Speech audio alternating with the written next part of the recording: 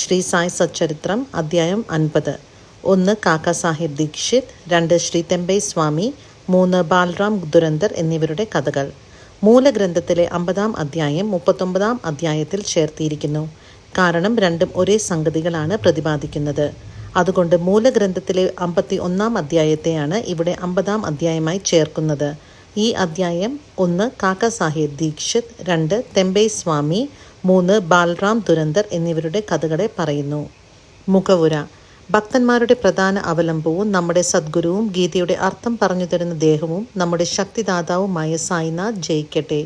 ഹേ സായി, ഞങ്ങളെ സഹായ ദൃഷ്ടികളോടെ നോക്കി അനുഗ്രഹിച്ചാലും. ചന്ദനത്തരു മലയാചലത്തിൽ വളർന്ന് ചൂടിനെ അകറ്റുന്നു. കാർമേഘങ്ങൾ ജലവർഷം ചെയ്ത് ജനങ്ങൾക്ക് കുളിരും ഉന്മേഷവും തരുന്നു. വസന്തത്തിൽ പുഷ്പങ്ങൾ വിരിഞ്ഞു നമുക്ക് ഈശ്വരാരാധനയ്ക്ക് ഉപയോഗപ്പെടുന്നു. അതുപോലെ തന്നെ സായിബാബയുടെ കഥകൾ വായനക്കാർക്ക് ആശ്വാസവും സുഖവും പ്രദാനം ചെയ്യാനായി ഉദ്ഭവിച്ചവയാണ്. ബാബയുടെ കഥകൾ പറയുന്നവരും അത് കേൾക്കുന്നവരും പുണ്യാത്മാക്കളും അനുഗ്രഹീതരുമാണ്. പറയുന്നവരുടെ വായും കേൾക്കുന്നവരുടെ കാതും പരിശുദ്ധമാകുന്നു. 100 വിധം സാധനങ്ങൾ അനുഷ്ഠിച്ചാലും സദ്ഗുരു പ്രസാദിക്കാതെ ലക്ഷ്യപ്രാപ്തിയിലെത്തുന്നില്ലെന്നത് വിശ്വവിശ്രുതമായ കാര്യമാണ്. ഇത് ഉദാഹരിക്കുന്ന താഴെ പറയുന്ന കഥകൾ കേൾക്കുവിൻ. കാക്ക സാഹിബ് ദീക്ഷിത്, 1864 1926. ഹരി സീതാറാം എന്ന അപരനാമത്തോടു കൂടിയ കാക്ക സാഹിബ് ദീക്ഷിത് വട്നഗര നഗർ ബ്രാഹ്മണ കുടുംബത്തിൽ CPAയിലെ ഖാണ്ഡ്വയിൽ 1864 ജനിച്ചു. അയാളുടെ ആദ്യകാല വിദ്യാഭ്യാസം ഖാണ്ഡ്വയിലും ഹിൽഗൽഘട്ടിലും ഹൈസ്കൂൾ വിദ്യാഭ്യാസം നാഗ്പൂരിലും ആയിരുന്നു. കോളേജ് വിദ്യാഭ്യാസത്തിന് ബോംബെയിൽ വന്ന് ആദ്യം വിൽസണിലും പിന്നീട് എൽഫിൻസ്റ്റൺ കോളേജിലും പഠിച്ചു. ബിരുദമെടുത്ത ശേഷം 1883 LLB പരീക്ഷയും സോളിസിറ്റർ പരീക്ഷയും പാസ്സായി ഗവൺമെൻറ് സോളിസിറ്റർമാരായ മെസ്സേഴ്സ് ലിറ്റിൽ ആൻഡ് കമ്പനിയിൽ ജോലി നോക്കി. കുറച്ചു കാലത്തിന് ശേഷം സ്വന്തമായൊരു സോളിസിറ്റർ ഫേം തുടങ്ങി.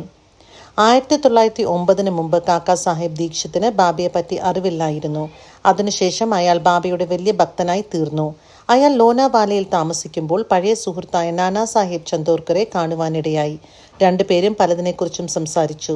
കാക്ക സാഹിബ് താൻ ലണ്ടനിൽ വെച്ച് വണ്ടി കയറാൻ നോക്കുമ്പോൾ താഴെ വീണ് കാലിന് പരിക്കു പറ്റിയ വിവരം പറഞ്ഞു. പലവിധ ചികിത്സകളെ കൊണ്ടും ഒരു കാര്യവും ഉണ്ടായില്ല. നാനാ സാഹിബ് അതിന് മറുപടിയായി അയാൾക്ക് കാലിൻ്റെ വേദനയും മുടന്തും മാറണമെങ്കിൽ തൻ്റെ സദ്ഗുരു സായ് ബാബയെ സമീപിക്കുകയാണ് വേണ്ടത് എന്ന് പറഞ്ഞു.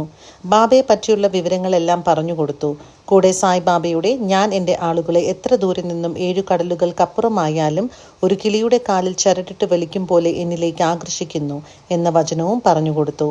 അയാൾ ഇത്രയും കൂടി പറഞ്ഞു: ഒരാൾ ബാബയുടെ ആളല്ലെങ്കിൽ അയാളെ അങ്ങോട്ട് ആകർഷിക്കുകയോ ദർശനം കിട്ടുകയോ ചെയ്യില്ല. ഇത് കേട്ട് കാക്ക സാഹിബ് സന്തുഷ്ടനായി താൻ ബാബയെ ചെന്നുകണ്ട് കാലിൻ്റെ മുടന്തല്ല മനസ്സിൻ്റെ മുടന്ത് മാറ്റി ശാശ്വത ആനന്ദം പ്രദാനം ചെയ്യാൻ പ്രാർത്ഥിക്കുമെന്ന് പറഞ്ഞു.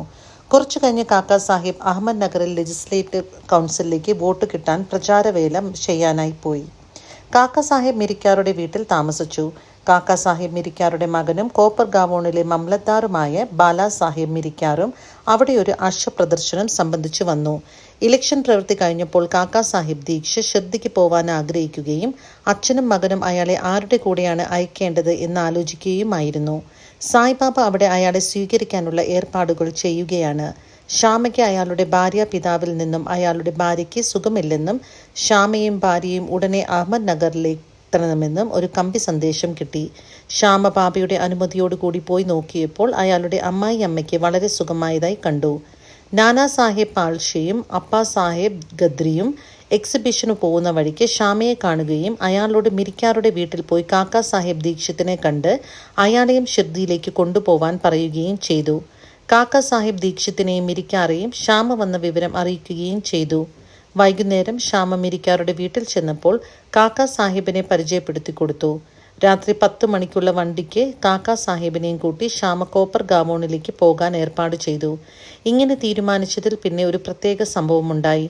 ബാലാ സാഹിബ് മിരിക്കാർ ബാബയുടെ വലിയൊരു പടത്തിൻ്റെ മൂടുപടം നീക്കി കാക്ക സാഹിബിന് കാണിച്ചു കൊടുത്തു. ഇത് കണ്ട് താൻ ദർശനത്തിനായി തേടിപ്പോകുന്ന യോഗ്യവര്യൻ അവിടെ തന്നെ ചിത്രരൂപത്തിലുണ്ടെന്ന് കണ്ട് കാക്ക സാഹിബ് വിസ്മയിച്ച് അത്യന്തം സന്തുഷ്ടനായി പടത്തിൻ്റെ കാൽക്കൽ നമസ്കരിച്ചു. ഈ പടം മേഘയുടേതായിരുന്നു. അതിൻ്റെ ചില്ലു പൊട്ടിയതുകൊണ്ട് റിപ്പയറിനായി മിരിക്കാരുടെ അടുക്കിലേക്ക് അയച്ചതായിരുന്നു. അതിൻ്റെ റിപ്പയർ കഴിഞ്ഞിരുന്നതിനാൽ ആ പടം കാക്ക സാഹിബിൻ്റെയും ശ്യാമയുടെയും വശം കൊടുത്തയക്കാമെന്ന് തീരുമാനിച്ചു. 10 മണിക്ക് മുമ്പായി അവർ സ്റ്റേഷനിലേക്ക് പോയി ടിക്കറ്റ് ബുക്ക് ചെയ്തു.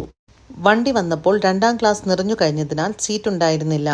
ഭാഗ്യവശാൽ വണ്ടിയുടെ ഗാർഡ് കാക്ക സാഹിബിൻ്റെ പരിചയക്കാരനായിരുന്നതിനാൽ അവരെ ഫസ്റ്റ് ക്ലാസ്സിൽ കൊണ്ടുപോയി ഇരുത്തി. അങ്ങനെ അവർ സുഖമായി യാത്ര ചെയ്ത് കോപ്പർ ഗാവോണിൽ ഇറങ്ങി. അവിടെ വെച്ച് നാനാ സാഹിബ് ചന്ദോർക്കറും ഷിർദിക്ക് പോകുന്നത് കണ്ടപ്പോൾ അവർക്ക് അത്യധികം സന്തോഷമായി. കാക്ക സാഹിബും നാനാ സാഹിബും അന്യോന്യം കെട്ടിപ്പിടിച്ചു. എന്നിട്ട് ഗോദാവരിയിൽ കുളിച്ച് ഷിർദിയിലേക്ക് പുറപ്പെട്ടു. അവിടെ എത്തി ബാബയെ ദർശനം ചെയ്തപ്പോൾ കാക്ക സാഹിബിന് മനസ്സുരുകി കണ്ണുകൾ നിറഞ്ഞ് സീമാതീതമായ ആനന്ദം അനുഭവപ്പെട്ടു.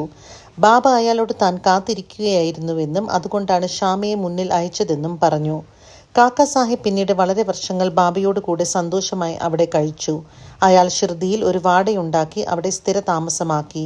അയാൾക്ക് ബാബയിൽ നിന്നുണ്ടായ അനുഭവങ്ങൾ അനവധിയാണ്. അവ ഇവിടെ പ്രസ്താവിക്കാൻ സാധ്യമല്ലാത്തത്ര അധികമുണ്ട്. ഈ ആഖ്യായിക ഒരു കാര്യവും കൂടി പറഞ്ഞു അവസാനിപ്പിക്കാം. ബാബ അയാളെ ആശ്വസിപ്പിച്ചു പറഞ്ഞു, അവസാനം ഞാൻ നിന്നെ ബലൂണിൽ കൊണ്ടുപോകും.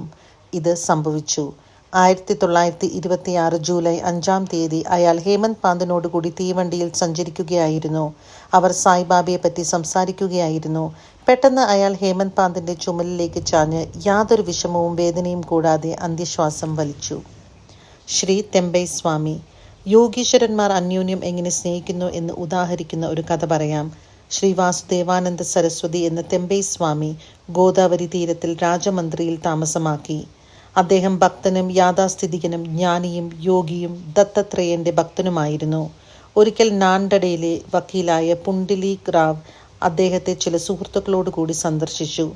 അവർ സംസാരിച്ചു കൊണ്ടിരിക്കെ ഷിർദിയെപ്പറ്റിയും സായിബാബയെപ്പറ്റിയും പറയാനിടയായി. ബാബയുടെ പേര് കേട്ടപ്പോൾ സ്വാമി കൈകൂപ്പി ഒരു തേങ്ങ എടുത്ത് പുണ്ഡലീക് റാവുവിന് കൊടുത്തു പറഞ്ഞു, ഇത് എൻ്റെ പ്രണാമത്തോടു കൂടി എൻ്റെ സഹോദരൻ സായിക്ക് കൊടുത്ത് എന്നെ മറക്കരുതെന്നും എപ്പോഴും എന്നെ സ്നേഹിക്കണമെന്നും പറയുക.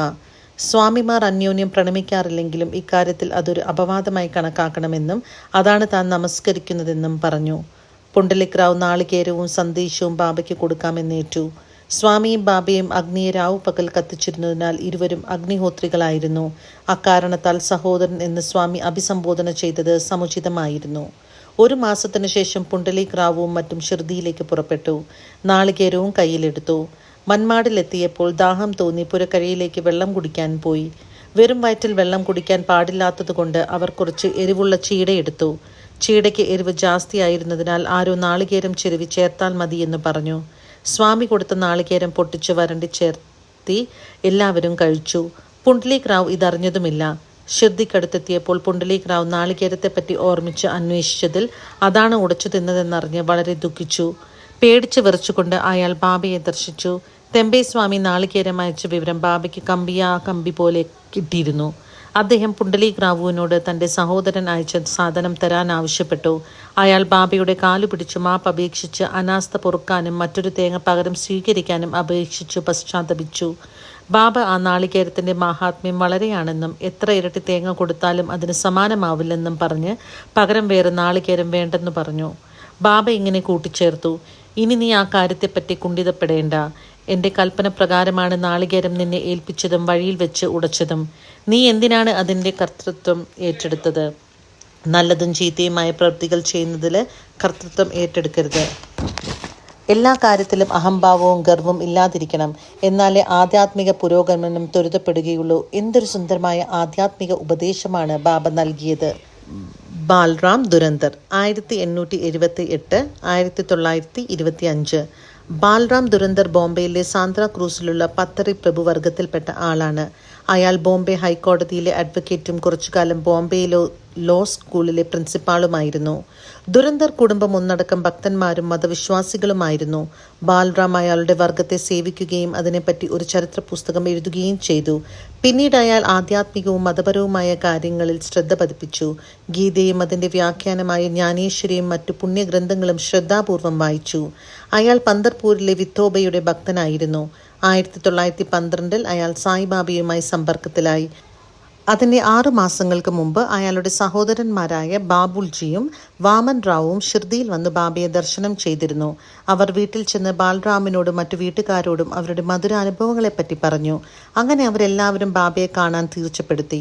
അവർ ഷിർദിയിൽ എത്തുന്നതിന് മുമ്പ് തന്നെ ബാബ പരസ്യമായി പ്രഖ്യാപിച്ചു, ഇന്ന് വളരെയധികം പേർ എൻ്റെ ദർബാറിലേക്ക് വരുന്നുണ്ട്. ദുരന്തര സഹോദരന്മാർ ബാബ ഇങ്ങനെ പറഞ്ഞ വിവരം മറ്റുള്ളവരിൽ നിന്നറിഞ്ഞ് വിസ്മിതരായി. അവർ യാതൊരു വിവരവും മുൻകൂട്ടി അറിയിച്ചിരുന്നില്ല. മറ്റു ജനങ്ങൾ ബാബയെ പ്രണമിച്ച് അവിടെ ഇരുന്നു. ബാബ അവരോട്, ഞാൻ മുമ്പ് പറഞ്ഞ ദർബാറുകാരാണിവർ എന്ന് പറഞ്ഞു. ദുരന്തര സഹോദരന്മാരോടായി, നാം കഴിഞ്ഞ 60 ജന്മങ്ങളിൽ സുപരിചിതരാണ് എന്നും പറഞ്ഞു. എല്ലാ സഹോദരന്മാരും ഭക്തന്മാരും വിനീതരുമായിരുന്നു. അവർ ബാബയുടെ പാദങ്ങളിൽ നോക്കി കൈകൂപ്പി നിന്നു. അവർ ആനന്ദാശ്രു പൊഴിച്ച് തൊണ്ടയിടറിക്കൊണ്ട് സന്തുഷ്ടരായിട്ടാണ് നിന്നത്. ഈ വക സാത്വിക വികാരങ്ങൾ ഭക്തി ലക്ഷണമാണ്. പിന്നീട് അവർ ലോഡ്ജിലേക്ക് പോയി ഭക്ഷണം കഴിച്ച് കുറച്ച് വിശ്രമിച്ച് വീണ്ടും മസ്ജിദിലേക്ക് വന്നു. ബാൽറാം ബാബയുടെ കാൽ തലോടിക്കൊണ്ടിരുന്നു. ബാബ താൻ വലിക്കുന്ന ചിലും കൊടുത്ത് വലിക്കാൻ പറഞ്ഞു. ബാൽറാം പുക വലിക്കാറില്ലെങ്കിലും അത് സ്വീകരിച്ച് പ്രയാസപ്പെട്ട് പുക വലിച്ച് ബഹുമാന പുരസ്സരം മടക്കി കൊടുത്ത് നമസ്കരിച്ചു. ഇത് ബാൽറാമിന്റെ ഏറ്റവും മംഗളകരമായ മുഹൂർത്തമായിരുന്നു. അയാൾക്ക് 6 കൊല്ലങ്ങളോളമായി കാസരോഗമായിരുന്നു. ഈ പുക ആ സുഖക്കേട് എന്നേക്കുമായി ഇല്ലാതാക്കി. 6 കൊല്ലം കഴിഞ്ഞ് ഒരിക്കൽ ഒരു ദിവസം മാത്രം അയാൾക്ക് വീണ്ടും കാസരോഗമുണ്ടായി. അത് ബാബയുടെ മഹാസമാധി ദിവസം അതേ സമയത്തായിരുന്നു. അവർ വന്നത് ഒരു വ്യാഴാഴ്ചയായിരുന്നതിനാൽ ദുരന്തർ സഹോദരന്മാർക്ക് ചാവടി എഴുന്നള്ളത്ത് അന്നു രാത്രിയിൽ കാണാനുള്ള ഭാഗ്യവും സിദ്ധിച്ചു. ചാവടിയിൽ ആരതി നടക്കുമ്പോൾ ബാലറാം ബാബയുടെ മുഖത്ത് പാണ്ഡുരംഗന്റെ പ്രഭ വ്യക്തമായി കണ്ടു. പിറ്റേന്ന് കാലത്ത് കാക്കട ആരതിയും സമയത്തും അതേ പ്രഭ, അതേ പാണ്ഡുരംഗന്റെ ഭാവം വീണ്ടും അയാൾ ബാബയുടെ മുഖത്ത് കണ്ടു. ബാലറാം മറാത്തിയിൽ മഹാരാഷ്ട്രത്തിലെ യോഗിയായ തുക്കാറാമിന്റെ ജീവചരിത്രം എഴുതിയിരുന്നു. പക്ഷേ അതിന്റെ പ്രസിദ്ധീകരണം കാണുവാൻ അയാൾ ജീവിച്ചിരുന്നില്ല. 1928 അത് അയാളുടെ സഹോദരന്മാർ പ്രസിദ്ധീകരിച്ചത്. ആ പുസ്തകത്തിന്റെ മുഖവുരയിൽ ബാൽറാം ബാബയെ സന്ദർശിച്ച ഒരു ചുരുക്ക വിവരം ചേർത്തിട്ടുണ്ട്. ശ്രീ സായിയെ നമിക്കുവാൻ ലോകശാന്തി ഭവിക്കട്ടെ.